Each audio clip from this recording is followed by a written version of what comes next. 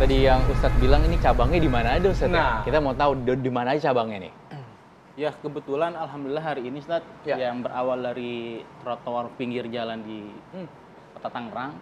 Sekarang kurang lebih kita ada 40 chapter se-Indonesia. 40 Kurang lebih 40 Masya Allah. Komunitas tuh ya, maksudnya chapter tuh ya? Chapter Ya. itu cabang. Cabang ya? Nah, cabang dari Cabang-cabang Katro. komunitas katro apa Katro. komunitas motor? Katronya. Oh, katronya. Jadi kita sebutnya chapter. Kayak di Jakarta ada chapter Jakarta Timur, Jakarta Barat.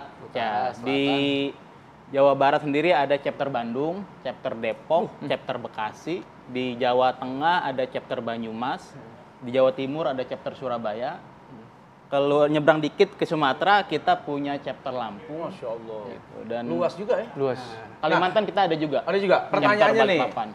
Yes, Dad. ini yang ngajar ente semua apa kemudian ada guru-guru yang direkrut gitu oleh Katro? Ya, untuk sejauh ini kita berkolaborasi dengan beberapa ustadz setempat, gitu kan. Kemudian juga kita berkolaborasi dengan ketua-ketua komunitas. Ya, biasanya ketua-ketua komunitas atau teman-teman yang punya pengalaman hijrah, ya, biar jadi inspirasi buat teman-teman yang lain, gitu. Di samping itu sama teman-teman founder ataupun pembina juga yang jadi pembicara. Kurang lebih. Jadi memanfaatkan guru-guru lokal, ustadz-ustadz betul. yang satu frekuensi nih, Betul, satu betul, ruh. betul. Jadi betul. ya dakwahnya sampai tapi nggak capek. Kalau dia semua ke Kalimantan, ke Lampung, ke Jawa Tengah, waduh dakwah belum nyampe, jamaahnya udah capek ya, nungguin. Tapi Hakim ini juga sering memberi ini ya, memberikan tausiah, juga memberikan kajian ya. Ya, alhamdulillah sejauh ini Masya Allah, ya. ada kesempatan untuk itulah. iya. Untuk berbagi. Berbagi. Dan ini kan tadi ada 40 chapternya cabangnya Ustadz. Ini anggotanya setiap chapter itu ada ya? Berarti total anggota di Katro ini berapa? Untuk keanggotaan kita nggak ada, Ustaz. Oh. Kayak gitu, nggak ada keanggotaan, tapi kita adanya pengurus. Oh, pengurusnya ada, Jadi pengurus, tapi anggotanya ya. bebas. Anggotanya bebas. Anggota itu kita masukkan kalau di dalam ADRT yang namanya peserta. Peserta yang hadir itu kita sebut sebagai anggota.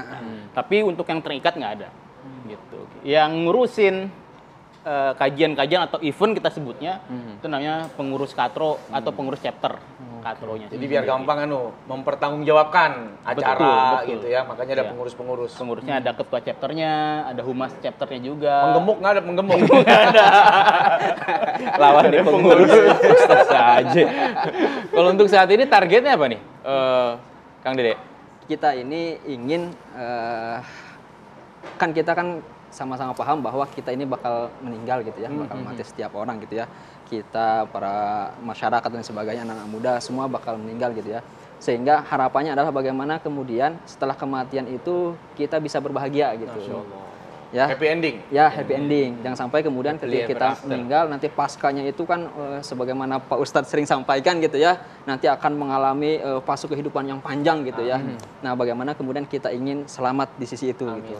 Dan keselamatan ini bukan hanya sebatas kita gitu ya. Bagaimana kemudian kita bisa merangkul masyarakat gitu ya, anak-anak muda sama-sama biar kalau anak tongkrongan itu kita nongkrong di sini bersama-sama, nanti di surga bersama-sama. Waduh, Ketemu lagi di surga. bersama-sama, Ketemu lagi di nanti surga. di surga bersama-sama. Ustadz, Betul. model-model kajian seperti ini zaman dulu tuh ada nggak sih Ustadz? Iya, itu namanya kan halakoh-halakoh. Nabi juga begitu dengan para sahabat, di rumah sahabat siapa, kemudian di rumah sahabat yang lain, dan lain sebagainya. Memang ada halakoh-halakoh, artinya pertemuan-pertemuan kecil.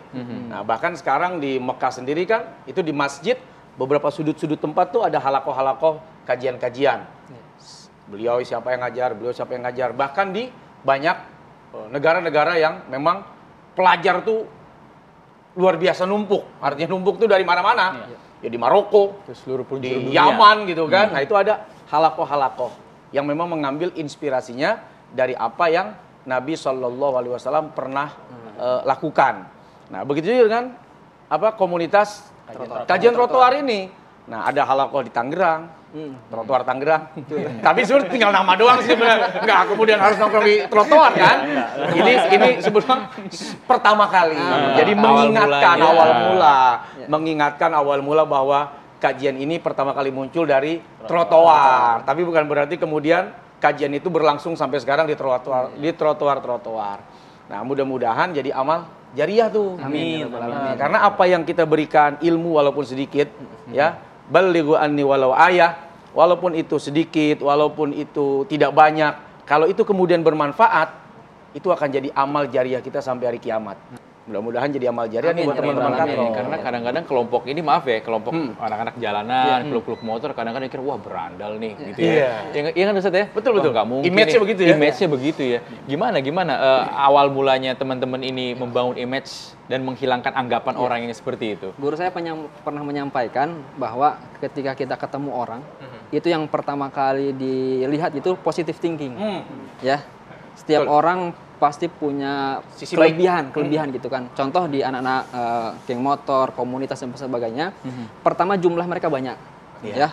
Dan mereka juga jaringannya nasional gitu kan. Yang kedua solidaritasnya. Kompak. Ya.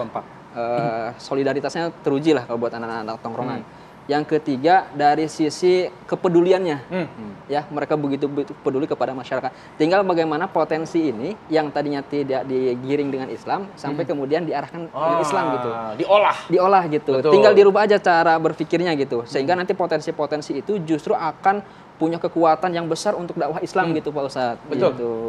Ini yang kemudian kita pahami gitu. Yang kedua bahwa setiap orang ini kita nggak tahu ujungnya. Ya. Mungkin kita hari ini duduk di sini menyampaikan tentang Islam, kita nggak tahu ujungnya kita seperti apa Akhir hayat gitu. kita, hayatnya. ya. Bahkan mungkin tidak sedikit orang-orang yang mungkin berandalan, preman dan sebagainya, tapi di ujungnya jadi husnul khotimah gitu ya. Sehingga kita merasa bahwa kita ini harus bareng-bareng gitu ya.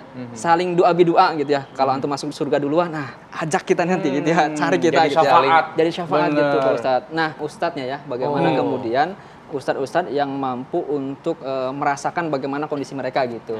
Karena memang tidak semua para ustadz itu terbiasa berhadapan dengan anak-anak muda, anak-anak tongkrongan gitu ya.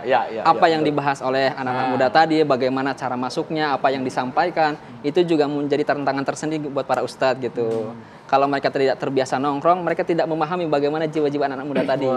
Gitu. Makanya kadang-kadang saya pernah tuh dapat apa namanya, ada ustadz yang memang nggak kuat juga. Waduh, ente punya murid kurang akhlaknya. Saya bilang bukan kurang, emang nggak ada akhlaknya tuh. Emang nggak ada akhlaknya itu. Jadi jangan kaget menghadapi orang yang memang nggak ngerti apa-apa, nggak tahu apa-apa. Justru betul. kehadiran kita dan teman-teman katrol ini untuk memberikan informasi. Yang tadinya tuh solidaritas buta. Pokoknya selama lu yang diapa-apain mau bener mau salah, kita pasti bela. Betul. Tapi begitu tahu tentang kebenaran, selama lu berada di atas kebenaran, maka nyawa dan darah siap kita tumpahkan. Jadi berubah kan, olahannya jadi begitu. Kalau buat buat perut, buat makan saja, kadang kita rela mati, apalagi buat agama. Masya Allah, Jadi itu yang ada kita olahan-olahan yang memang harus disentuh, harus tersentuh. Kalau tadi kita mungkin patungan, mabok nih, yang miring-miring ada nggak? Teban pertama kan, di brand tuh dengan berapa puluh ribu. Wah sekarang kita ganti nih, kita patungan buat anak yatim, kita patungan buat orang miskin, kita patungan untuk janda-janda muda. Loh, janda muda perlu diperhatikan loh, kalau nggak dia nge-BO. Kita patungan juga buat bayar kopinya. Oh iya dong. Oji, kita minum dulu. Jangan patungan, ini biar lu yang bayar. Oh iya. Ngopi dulu kita, guys, ngobrol perihal iman.